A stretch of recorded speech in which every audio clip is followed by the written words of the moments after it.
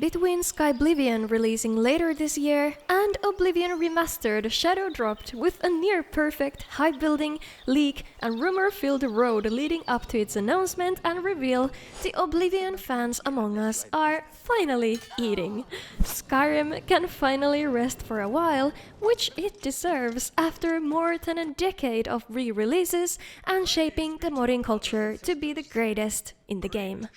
In this video, I'll be comparing the visual differences between the 2006 release of The Elder Scrolls IV Oblivion and the 2025 Oblivion Remastered and checking out the graphics of the game while yapping endlessly about it. As you already know, in addition to the visual changes and improvements, many aspects of the gameplay, such as the leveling system, combat and animations, as well as the user interfaces, have been overhauled, but in this video I'm focusing only on the renewed visuals. Unlike the other Bethesda games, the graphics of Oblivion Remastered are built on Unreal Engine 5, which allows features such as modern rendering techniques, ray tracing, revamped lighting and weather effects, which help bring this game to a modern standard with gorgeous graphics. I'm Bard's College graduate at your service, and now let's take a good look at the game. To start with, those who have played the original Oblivion, or pretty much anyone who's seen any screenshots or gameplay of it, will definitely take notice of the completely different color grading and the more realistic visual style in this game. While the 2006 version featured high contrast, lush blues and greens, as well as a strong bloom effect, the remastered version is very much toned down from that and features desaturated shades, colors depending on the time of the day. At some situations, it kind of looks there is a hazy, sepia-colored filter on, a style which I don't personally mind, as Oblivion Remastered is a completely new standalone game and the changes do feel fresh. However, if you, on the other hand, are an enthusiast of the original bright, fantasy-esque colors, you might be interested in Ayleid Reshade, which is a reshade preset bringing back all the glorious original colors and tones of Oblivion. This mod is made by someone with the username Logriff and it's available in Nexus. And if you install the preset, it will definitely buff the nostalgic feelings you might experience while playing the remastered version of the game. Not all world spaces in this new version of Oblivion look hazy though. For example, Mangar Cameron's Paradise looks bright and clear. Of course, the original DLCs are included in Oblivion Remastered as well, and Shivering Isles, the exotic location where you'll properly get acquainted with Sheogorath, looks absolutely incredible in all its strangeness, especially in nighttime when it turns to this awesome purple color. When it comes to the player character and NPCs, the new body and face models and textures look incredibly high quality, especially when viewed side by side like so. It is not a competition, but compared to the original game, the different races of Tamriel look enhanced and up to the standard of the current decade, which is expected from a remaster, but especially the distinguished representatives of the beast races caught my eye. The Khajiit no longer look like they have been stung by a bee, but they don't resemble Skyrim Khajiit either. They look completely reimagined, the males with this lion-like mane and the females with graceful housecut features. The Argonians of Oblivion Remastered are also reimagined with more draconic features as opposed to lizard-like. Kind of made me think of the Dragonborn individuals from Baldur's Gate 3. And somehow, even with the incredible new realistic graphics, the Orsimer still exhale the same energy they had in the original version, but just in that sweet high definition. The only thing I want to nitpick about the character creation is the fact that I'm just bad with sliders and that there still aren't good hair options. But this is not limited to Oblivion Remastered. Very rarely any game has long hair options for the sake of clipping issues, which I understand. But that's definitely one thing I'll be waiting and hoping for from the good modders. Anyway, many important or major NPCs in this game have custom faces. For example, the priest gone hero, Martin Septim, or Sheogorath the Mad God, and his chamberlain, Haskell from the Shivering Isles DLC. Another thing about the NPCs of the game, while talking to the good people of Cyrodiil, you'll definitely notice the improved emotions on their faces, whether they're angry or in a good mood. Overall, I'm so glad that these characters still have that goofy energy even after all that beautifying surgery over at Bethesda and Virtues. In Oblivion Remastered, every single object and texture has been remade from scratch. I have been playing for hours so far, and I haven't been able to find a single thing that would stick out from the rest by being somehow ugly or distractingly low poly, even the smallest clutter. Especially the many statues of Cyrodiil are the shining jewel of new models in this game. Whether you're looking at a shrine of one of the Daedric Lords, or the statues of the many heroes or notable characters of the history of the Imperial Province, they're all very detailed and a joy to see in the game world. The textures everywhere in the game are far from the flat design of the yesteryear, and instead display the shapes and surface of the material they're made of in full 3D with wetness effects and more. Another thing that's absolutely monumental in this remaster is the fact that you can take a look at an Oblivion gate and see through it to the other side. It looks absolutely beautiful and hopefully makes you think twice before entering through to the literal pits of hell. The weapons, armors, and clothing have also been remade from scratch, and just like the other parts of this remaster, they look nothing short of incredible and upgraded to the modern standard. Hey, with physics and all, it's amazing. Finally, I want to give a quick shout out to the food items of this game. I was really happy to see some proper, high quality foods and drinks, as poor looking grub in video games upsets me. Looking at you, Cyberpunk.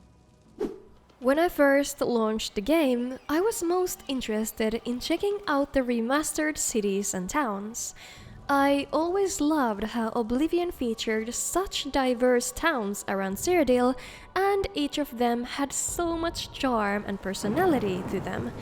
Safe to say, in Oblivion Remastered, they didn't let me down. These settlements look absolutely gorgeous. Everything is more detailed.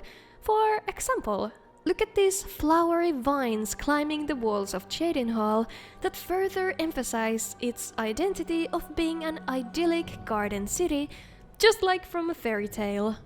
Or if we take Bravil, the iconic damp town on the banks of Nibben Bay, it looks shabbier than ever with the mossy wooden structures, unkempt environment, and muddy ground.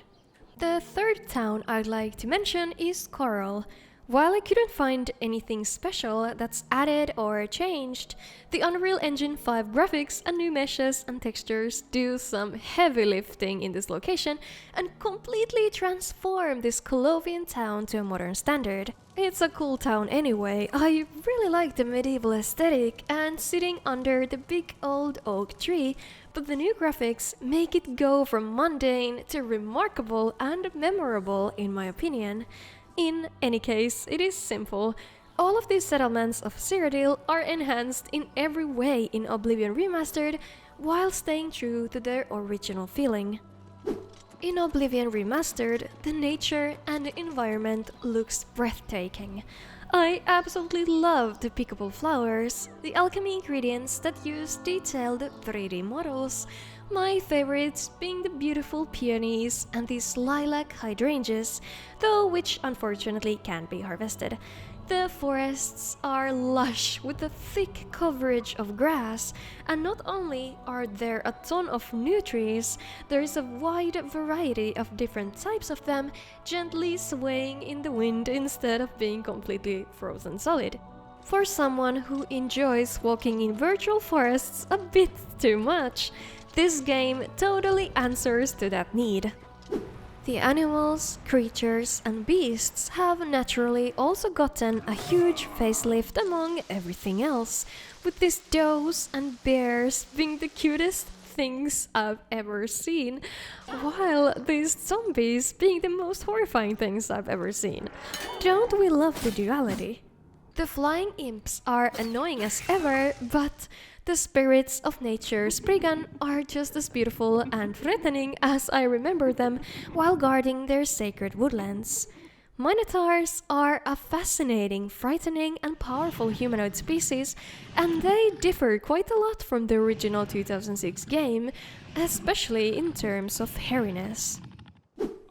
There are a lot of small details and particle effects in the game world, as you can see flies around the graveyards, beautiful vibrant colored butterflies fluttering around flowers, speedy cockroaches in the caves and dungeons, fireflies at the dark of the night, leaves falling out of the trees, and more. The way fire sources glow warm light in the darkness, and fireplaces spitting out pieces of ember, enhance the dark interior spaces in the game. Enchanted weapons look incredible as well, with these floating particles on the blade. It's especially this kind of attention to detail that is the cherry on top when it comes to the graphics in Oblivion Remastered, as in the best case, they completely immerse you in the game world and make it feel so much more livelier and real. In the interior spaces, the windows let in a beautiful evening light, while condensation forms on the panes due to the indoor humidity. The light sources from the fire pit and the candles also illuminate the space around them with a beautiful warm light, giving some contrast to the space. The many beams of light and the overall lighting in the tutorial dungeon, where we're escaping the prison with the Emperor, look absolutely amazing and makes the beginning even more dramatic and memorable. The Ayleid Temple ruins deserve a special shout-out of their own for their hazy blue lighting that makes these abandoned halls feel absolutely magical and filled with ancient history. Especially the doors in this place, which feature trees symbolizing the High Elves' religion, emit beautiful glow and sparkling particle effects that I could just stare for hours. When it comes to the environment and weather, the storms are very intense in Cyrodiil, with thunder rumbling and the lightning striking the sky, and rainwater hitting the ground and creating ripples on ponds. If the night is clear, you can spot the aurora over at the northern skies, which means in Skyrim. Why does that make me feel somehow emotional? As if we could just cross to the other side and adventure in a Skyrim Remastered. Hey, maybe one day they'll make it happen. Although, I think I would rather want a Morrowind Remastered before that. Or, what do you think? Anyway, in cold places such as the Cloud Ruler Temple we'll visit loads of times in the main quest of this game, the doors are frozen solid. An icy effect you can also see on the guards' armors, which is some beautiful shimmering frost. Another detail demonstrating the frigid temperature is the snow that has gathered on the roofs, of course in full 3D, and the sharp icicles forming on the edges of the roofs. One final thing I want to mention about this game's visuals is the loading screen. It keeps the original charm with the different Oblivion-themed pencil drawings featuring locations or scenes, but it puts them in the world on a drawing table with painting supplies next to it, instead of showing up on a simple user interface. Well, this was a blast. It's just so cool to see Tamriel like this in Unreal Engine, you know. I'm still stunned by this launch and can't stop playing until I've done everything there is. So, if you have been wondering if it's the time to return to Cyrodiil and save the world once again, the answer is yes. This game looks absolutely beautiful and it's an absolute blast to get back at it. I'm already eyeing the possibility of interesting mods surfacing Nexus, and if the modding scene starts to work on this newest entry to the Elder Scrolls series, I'll definitely make a point of showcasing them to you guys later on, even though Skyrim mods will always keep me in a chokehold. Thank you for watching. If you want to see more videos from me in the future, please do subscribe and /or press the like button, it helps a ton. Additionally, if you feel like supporting my efforts in the channel, check out patreon.com/bardscollegegraduate for extra content, access to the private Discord server, and more. My thanks to Eric Slagenvite, Big Wang, Billy Duncan, Dode Punker, Frank Brackett, Kitram, Onsurefly15, Ryan Ulrich, The Panicked Monk, and Zach Bell, as well as my other Patreon supporters whom I appreciate the most. See ya!